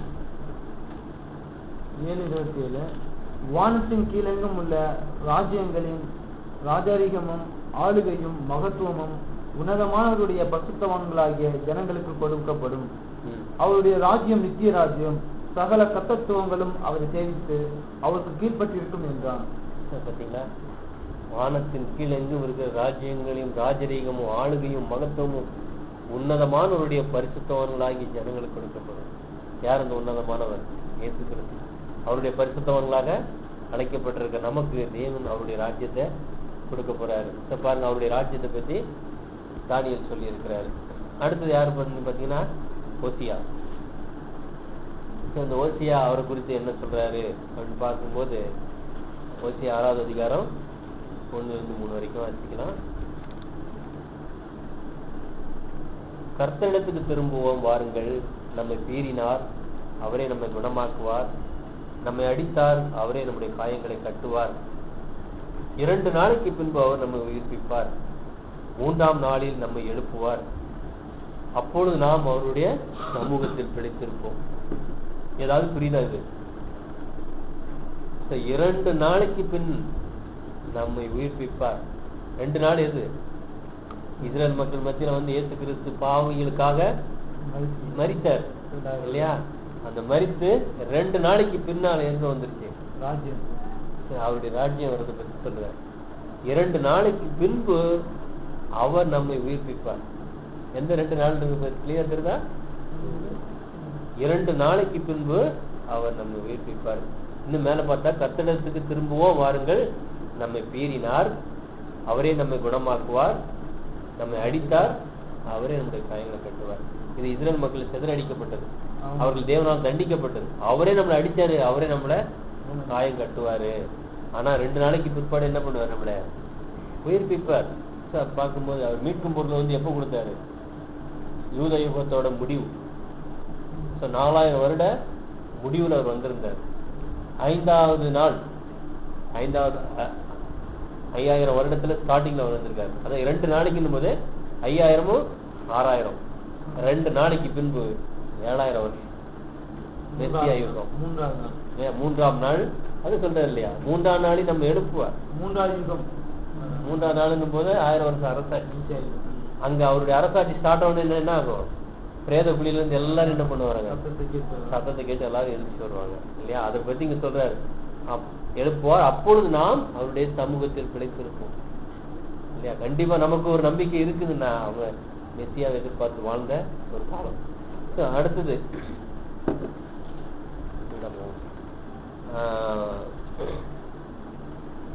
இன்னும் அதுல 3வது வசனம் பாத்தீங்கன்னா, அதுக்கு இன்னொரு பேர் கொடுப்பாரு பாருங்க.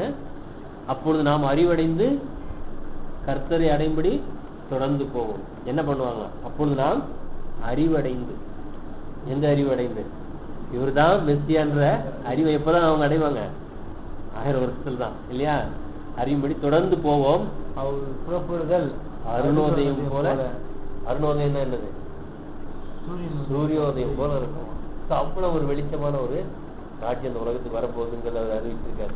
அடுத்தது யோவேல் 2:28. யோவேல் 2:28.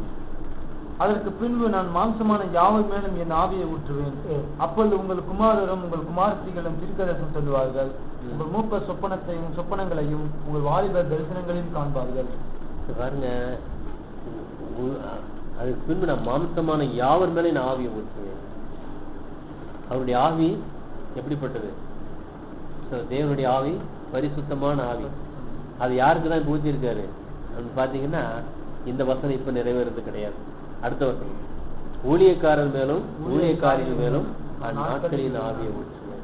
இப்ப யார் அவருக்கு தன்னை ஜீவ பலியா ஒப்பு கொடுத்து சத்தத்தை கேட்டு பலியா ஒப்பு கொடுக்குறாங்க? அவங்க ஊழியக்காரரா இருக்காங்க. அவங்களுக்கு தான் இப்பொழுது ஆவியை கொடுக்கிறார் இல்லையா? இப்ப இந்த வசனத்தை பின்னால முதல்ல 29 வாசிக்கிறோம் பாருங்க. ஊழியக்காரர் மேலும் ஊழியக்காரிகள் மேலும் அந்நாட்களில் என் ஆவி ஊற்றுவேன். அதற்கு பின்பு, அப்படி படிச்சு பாருங்க, அதற்கு பின்பு மாம்சமான யாவர் மேல நான் ஆவி ஊற்றுவேன். சோ இந்த சபையோட 2000 வருடங்களாக என்ன பண்ணிருக்காரு? சபைக்கு தான் ஆவியை கொடுத்திருக்காரு. ஆவி பெற்றோட நமக்கு என்ன கிடைக்குது? பாவத்திலிருந்து நம்மள விலக்கி கொள்றோம், வேண்டாம் அப்படின்னு உதறி தள்ளிடுறோம் இல்லையா? தேவனுடைய ஆவி இல்லாம நம்ம என்ன பண்ண முடியாது, பாவத்தை விட்டு எல்லாம் விலகி வர முடியாது. அதைத்தான் நம்ம விரும்பக்கூடியவங்களா இருக்கும். தேவனுடைய ஆவியினால் நம்ம என்ன பண்றோம்? வேண்டாம், தேவனுடைய சத்தியத்தை தெரிஞ்சு நம்ம விட்டுட்டு வர்றோம். சோ இந்த மாம்சமான யாவர் மேல அந்த ஆவி ஒரு நாள் ஊற்றப்பட போகுது. எப்பன்னு பாத்தீங்கன்னா 1000 வருஷம். இல்லையா? அப்ப என்ன பண்ணுவாங்க? எல்லாரும் தேவனுடைய ஆவியில தேவனுடைய பத்தி சத்தியத்தை அறிந்து கொள்வாங்க. அப்ப என்ன பண்ணுவாங்க? அப்ப எல்லாரும் மனம் திரும்பி தேவனத்துக்கு திரும்புவாங்க.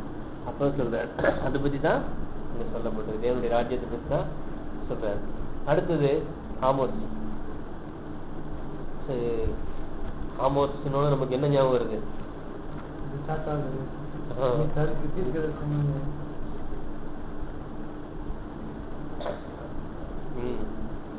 இப்போ அதுலயே ஆமோஸ்ல 9ஆம் அதிகாரம்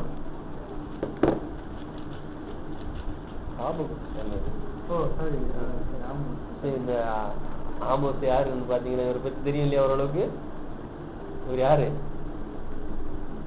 தீர்க்கதரிசியும் இல்ல, தீர்க்கதரிசியோட புத்திரனும் அல்ல. இவர் ஒரு ஆடு மேய்க்கிறவர் இல்லையா? தேவன் பாத்தீங்கன்னா வித்தியாசமா இவரை பயன்படுத்தி இருக்கிறார். பெரிய பெரிய அறிவாளிகள் உட்கார்ந்து இருக்காங்க, ஞானிகள் உட்கார்ந்து இருக்காங்க, வேத பாரகர் பரிசையெல்லாம் உட்கார்ந்து இருக்காங்க. ஆனா இவர் போய் சொல்றாரு தேவனுடைய ராஜ்யத்தை பத்தி அங்க சொல்லும் போது அவங்களுக்கு எப்படிதான் இருந்திருக்கும்? யார் பாடி? ஆடு மேய்க்கிற, ஆடு மேய்க்கிற நீ வந்து எங்களுக்கு புத்தி சொல்றியா அப்படிதான் கேட்டிருப்பாங்க. ஆனா இவர் சாதாரணமா பேசினார். என்ன சொல்லியிருக்காருன்னு ஒரு வசனம் வாசிங்க, 9ஆம் அதிகாரத்துல 12-13. அந்நாளிலே விழுந்து போன தாவீதின் கூடாரத்தை நான் திரும்ப எடுப்பித்து அதன் திறப்புகளை அடைத்து அதில் பழுதாய் போனதை தீப்படுத்தி பூர்வ நாட்களில் இருந்தது போல அதை ஸ்தாபிப்பேன் என்று இதை சொல்கிறேன் கர்த்தர் சொல்கிறார். தாவீதின் கூடாரம் எதுன்னா எப்ப விழுந்து போச்சு? இந்த தாவீதின் கூடாரம் கிபி 70 என்ன ஆயிடுச்சு? விழுந்து போயிடுச்சு. அது வந்து நான் திரும்ப வந்து என்ன பண்ணுவேன்னு கேட்டீங்கன்னா, திரும்ப எடுப்பித்து அது திறப்புகளை நான் அடைத்து அதில் பழுதாய் போனதை சீர்படுத்தி பூர்வ நாட்டில் இருந்து போனதை ஸ்தாபிப்பேன். இப்ப அந்த வேலை என்ன பண்ணிட்டு இருக்காரு? கொஞ்சம் கொஞ்சமா இன்னைக்கு நம்ம இஸ்ரேல பார்க்கும்போது இந்த காரியம் நிறைவேறிட்டு திருப்பி எடுத்து கட்டிட்டாரு. கிபி 70 சிதறடிக்கப்பட்டது எப்பதான் மீட்கப்பட்டது? 1947 ஒரு சரி நாடாக சுதந்திரம் அடைஞ்சிட்டாங்க இல்லையா? அப்புறம் அடுத்து என்ன நடக்க போகுதுன்னு பாத்தீங்கன்னா 13 இதோ உழுகிறவன் அறுக்கிறவனையும் திராட்சை பழங்களை ஆலையிடுகிறவன் விதைக்கிறவனையும் தொடர்ந்து பிடித்து, இது எப்படி இருக்கு பாருங்க, உழுகிறவன் அறுக்கிறவனை ஓவர் ட்ராக் பண்றாராம். எப்படி இருக்கும்? இது வந்து அதாவது அவ்வளவு ஒரு ஆசீர்வாதம் இருக்குன்னு சொல்றாரு. உழுகிறவன் வந்து அறுக்கிறவனை வந்து ஓவர் டேக் பண்ணி முந்தி போற அளவுக்கு இருக்குமா. திராட்சை பழங்களை ஆலையிடுகிறவன் விதைக்கிறவனையும் தொடர்ந்து பிடித்து பர்வதங்கள் திராட்சை ரசமாய் வடிகிறது. பர்வதங்கள் ராஜ்யம், பர்வதம்னா ராஜ்யம், ராஜ்யங்கள் திராட்சை ரசமாய் வடிகிறது. ஒரு ஆசீர்வாதமான ஒரு நிலைமை இல்லையா? மேடுகள் எல்லாம் கரைகிறது. இன்னைக்கு இருக்கிற பெரிய ராஜ்யம் சின்ன ராஜ்யம், நான் பெரிய நீ பெரிய என்ன பண்ண போறாரு? சமமாக ஆக்க போறாரு. அப்போ நாட்கள் வரும் என்று கர்த்தர் சொல்லுகிறார். மேடெல்லாம் கரைஞ்சி போயிடும்.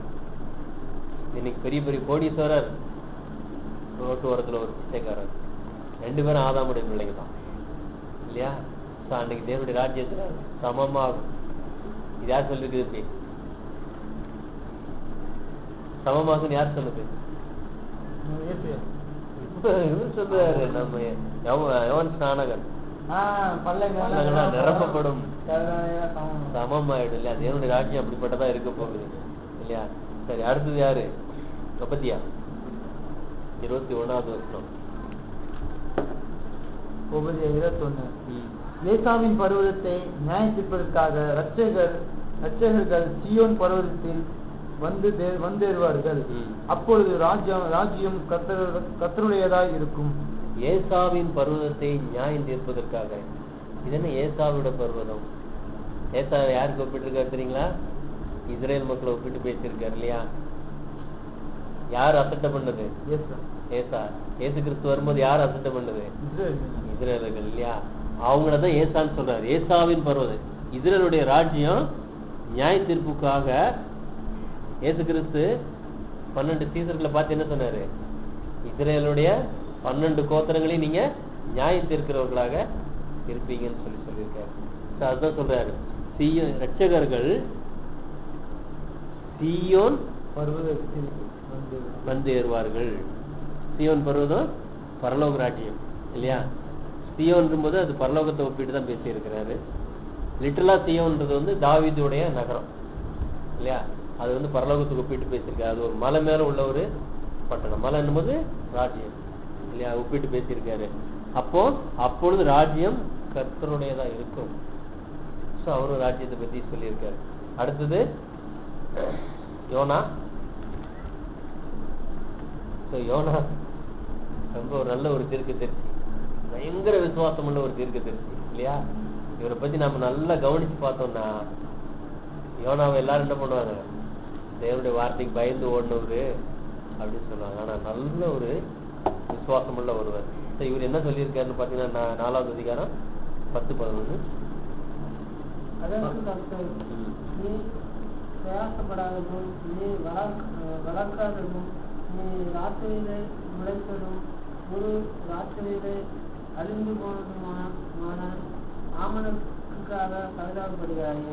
ஒரு இவரை பத்தி நல்லா பார்த்தோம்னா என்ன பண்ணுவார், அந்த ராஜ்யம் அந்த ஒரு ஊரை அழிக்க போறேன்னு சொல்லுவார். இவர் போய் பிரசங்கம் பண்ணிடுவார். பிரசங்கம் பண்ண உடனே தேவன் அழிக்காரதை விட்டுருவார். உடனே ஒரு கோபம் வந்துடும். கோபம் வந்து நான் அந்த ஊரை அழியறதை பார்க்காம போக மாட்டேன்னு ஒரு இடத்துல உட்காந்துக்குவார். அப்போ ஒரு செடியை முளைக்க வச்சிருவார். ஒரு நைட்டுக்குள்ள அந்த செடி முளைச்சிரும். காலைல பார்த்தீங்கன்னா அந்த வெயில் அடிக்கும் போது அந்த செடி வந்து நிழல் கொடுத்துரும். இது ரொம்ப நல்லா இருக்கும். அருமையா அந்த செடி நமக்கு நிழல் கொடுத்துட்டு ஒரு வண்டை அனுப்பிச்சு விடுவேன். அந்த வண்டு போய் உடனே அதை கட் பண்ணி போடுவேன். உடனே ஒரு கோபம் வந்துடும், நான் சாகணும்னு சொல்லுவேன்.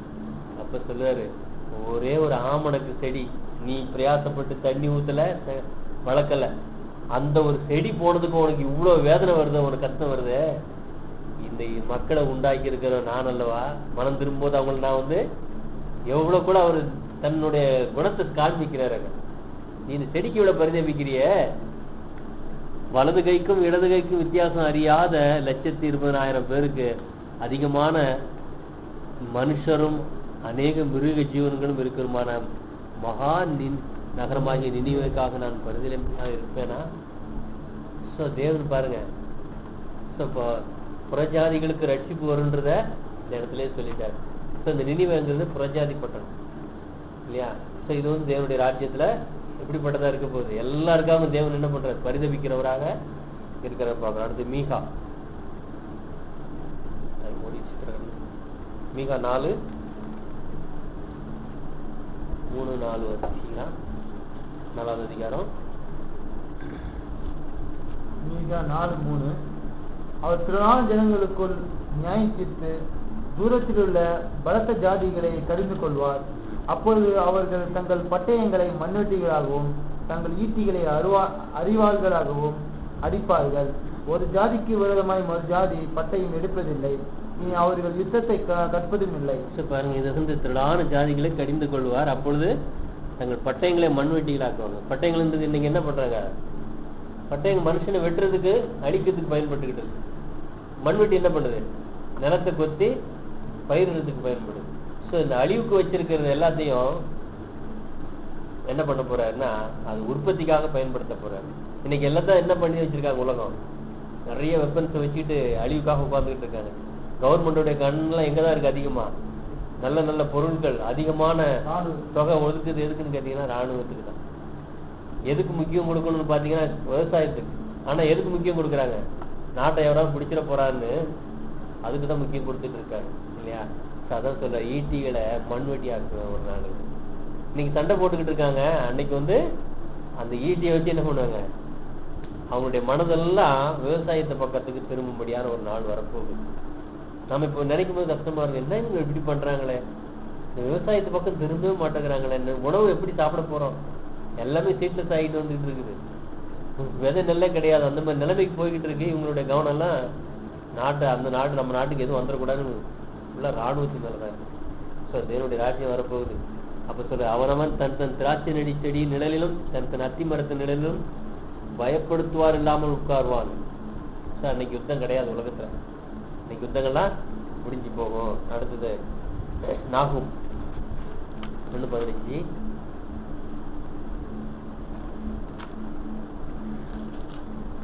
இதோ சமாதானத்தை கூறுகிற சுவிசேஷனுடைய கால்கள் மலையின் மேல் வருகிறது. சமாதானத்தை சுவிசேஷகனுடைய கால்கள் மலையின் மேல் வருகிறது. சமாதானத்தை கூறுகிற சுவிசேஷம், அதாவது சுவிசேஷ யுகத்துடைய முடிவு காலம் வரப்போகுது. யூதாவே உன் பண்டிகைகளை ஆசரி, உன் பொருத்தனைகளை செலுத்து, துஷ்ட நீனி உன் வழியாய் கடந்து வருவதில்லை. அவன் முழுவதும் சங்கரிக்கப்பட்டான். சாத்தானுடைய அழிவு வரப்போகுது இல்லையா? இந்த உலகத்துக்கு ஆசீர்வாதம் வரப்போகுது, துஷ்டன் இனி அந்த வழி வரப்போறது கிடையாது அப்படின்னு சொல்றாரு. அடுத்தது செப்பனியா, ஆபகுக். அடுத்தது ஆபகுக் 2:14.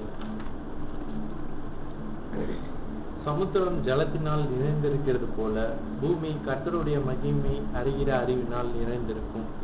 இன்னைக்கு உலகத்துல யாரு எந்த அறிவு தான் நிரம்பி இருக்கு ஜனங்களுக்கு?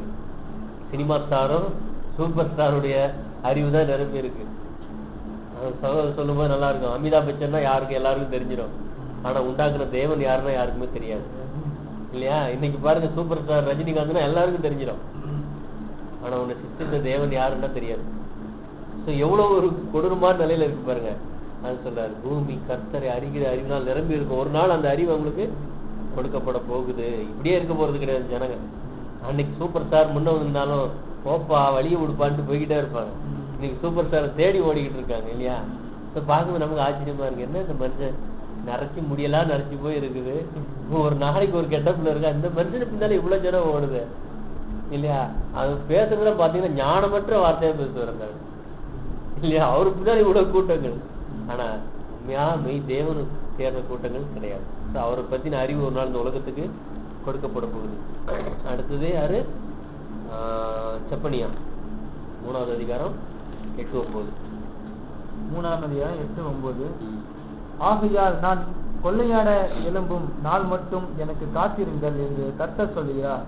என் சினமாகிய உக்கிர கோபத்தை எல்லாம் அவர்கள் மேல் சொரியப்படி ஜாதிகளை பெருக்கவும் ராஜாக்களை கூட்டவும் ராஜ்யங்களை கூட்டவும் நான் தீர்மானம் பண்ணினேன். பூமியெல்லாம் என் எரிச்சலில் அக்கினியினால் அழியும். என் சினமாகி கோபத்தை எல்லாம் ஊற்றுன்னு சொல்லிருக்காரு. கடைசி நாட்டுல தேவன் என்ன பண்றாரு? அவருடைய கோபம் எல்லாம் இன்னைக்கு மனுஷன் மேல திரும்பிடுச்சு. இன்னைக்கு எந்த மாதிரி நிலையில இருக்குன்னு பாத்தீங்கன்னா, இன்னைக்கு நீதி இருக்கா உலகத்துல? அநீதி தான் அதிகமா இருக்கு. ஏழையின் நீதி என்ன பண்றது? இன்னைக்கு கேட்கப்படுறது கிடையாது. ரொம்ப துன்மார்க்கமான ஒரு நிலைமைக்கு போயிட்டாங்க. அதனாலதான் தேவன் என்ன பண்றாரு? இந்த கோபத்தை எல்லாம் எல்லாரும் மேல ஊத்த போறாரு. அப்பொழுது ஜனங்கள் எல்லோரும் கர்த்தருடைய நாமத்தை தொழுது கொள்ளும்படி ஒருமனப்பட்டு அவருக்கு ஆராதனை செய்யும்படி நான் அவர்கள் பாசையை சுத்தமான பாசையை மாற பண்ணுவேன். அது அவருடைய ராஜ்யம் வெகு கிட்டத்தட்ட இருக்குது. அடுத்தது ஆகாய் 2வது அதிகாரம் 6-7. சேனைகளின் கர்த்தர் சொல்லுகிறார், கொஞ்ச காலத்துக்குள்ளே இன்னும் ஒரு தரம் நான் வானத்தையும் பூமியையும் சமுத்திரத்தையும் வெட்டாந்தரையும் அசையப்பட்டேன். சகல ஜனங்களையும் நான் அசைய பண்ண போறேன். வானத்தை அசைய பண்ணுவேன், வானத்துக்குரிய அரசாட்சி சாத்தான் அதை அசைய பண்ணுவேன். பூமியில இருக்கிற இன்னைக்கு இருக்கிற அநீதியான ராஜ்யத்தையும் நான் அசைய பண்ணுவேன். சகல ஜாதிகளையும் அசைய பண்ணுவேன். சகல ஜாதிகளால் விரும்பப்பட்டவர் வருவார். இன்னைக்கு எல்லா ஜனங்களும் ஒரு நீதியான அரசாங்கம் வராதா? நீதி உள்ள ஒருத்தவனும் உட்கார மாட்டாங்களா? இந்த ராஜ்யம் நல்லா இருக்காதுன்னு எதிர்பார்த்துட்டு இருக்காங்க. ஆனா சகல ஜாதிகளும் விரும்பப்பட்டவர். இன்னைக்கு இவர் யாரும் விரும்புறது கிடையாது. இந்த ஏசாயில பார்க்கும்போது அவர் நாம் விரும்பத்தக்க ரூபம் அவருக்கு இல்லாத இருந்ததுன்னு சொல்லப்பட்டது. இன்னைக்கு எல்லாருக்கும் அப்படிதான் இருக்கு. இயேசு கிறிஸ்துன்னா அவர் என்ன தன்னையே காப்பாற்றி கொள்ள முடியாதவர்னு சொல்றாங்க இல்லையா? ஆனா ஒரு நாள் என்ன பண்ணுவாங்க? எல்லாரும் அவருடைய ராஜ்யத்தை விரும்புவாங்க. அவருடைய ராஜ்யம் இந்த பூமியில வரப்போகுது. அடுத்தது சகரியா 6:12. சகரியா 6:12. அவனோடு சொல்ல வேண்டியது சேனைகளின் கர்த்தர் உரைக்கிறது என்னவென்றால், இதோ ஒரு புருஷன் அவருடைய நாமம் கிளை எனப்படும். அவர் தம்முடைய ஸ்தானங்களிலிருந்து முளைத்து நின்றி கர்த்தருடைய ஆலயத்தை கட்டுவார். எந்த ஆலயத்தை கட்டுறாரு? இப்போ டாட்டா பேர்லாம் ஒரு புருஷன் அவருடைய நாமம் கிளை, தாவீதின் கிளை இல்லையா எனப்படுவர். அவர் தம்முடைய ஸ்தானத்திலிருந்து முளைத்து எழும்பி கர்த்தருடைய ஆலயத்தை கட்டுவார். பழைய ஏற்பாட்டில் எத்தனையோ தடவை அந்த ஆலயத்தை கட்டி கட்டி என்ன பண்ணாங்க? இடிக்கப்பட்டது. ஆனா அந்த ஆலயத்தை கட்டிக்கிட்டு இருக்காரு. இந்த கல்லின் மேல் என் சபையை கட்டுவேன் அப்படின்னு அந்த ஆலயத்தை போக்கி கட்டிக்கிட்டு இருக்காரு. அடுத்தது கடைசியா மல்கியா 4வது அதிகாரம் 2வது வசனம். மல்கியா 4:2. ஆனாலும் என் நாமத்துக்கு பயந்திருக்கிற உங்கள் மேல் நீதியின் சூரியன் உதிக்கும், அதன் சேட்டைகளின் கீழ் ஆரோக்கியம் இருக்கும். நீங்கள் வெளியே புறப்பட்டு போய் கொளுத்த கன்றுகளைப் போல் வளருவீர்கள். என் நாமத்துக்கு பயந்திருக்கிற இந்த நீதியின் சூரியன் உதிக்கும். நீதியின் சூரியன் யாரு? கர்த்தராகிய இயேசு கிறிஸ்து. அது சேட்டையின் நிழலில் என்ன இருக்குமா? செட்டையின் கீழ் ஆரோக்கியம். செட்டை எதை குறிக்குது? அவர் நீதியின் சூரியன். செட்டை சபையை நம்ம குறிக்கிறதா இருக்கு. ஆரோக்கியம் இருக்கும் இல்லையா? நீங்கள் வெளியே புறப்பட்டு போய் கொடுத்த கன்றுகளை போல் வளரும். எல்லாருக்கும் ஒரு ஆசீர்வாதம் வரப்போகுது.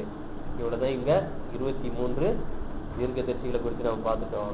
அடுத்து 24வது மூப்பர் யாருன்னு பாத்தீங்கன்னா, இருக்கிறதுலயே பெரிய மூப்பர் இவர் தான். இவர் ரொம்ப முக்கியமானவர். யாரு சொல்லுங்க பாப்போம்? எல்லாரும் வருவார், இப்படி இருப்பார், அப்படி இருப்பாருன்னு எல்லாரையும் பத்தி சொல்லியிருக்காங்க. ஆனா வந்த இவர் தான் நேரடியா காமிச்சு கொடுத்த இவர் எவ்வளவு பெரிய பாக்கியவான். அதனாலதான் இவரை பத்தி என்ன சொல்லிட்டாரு தெரியுமா?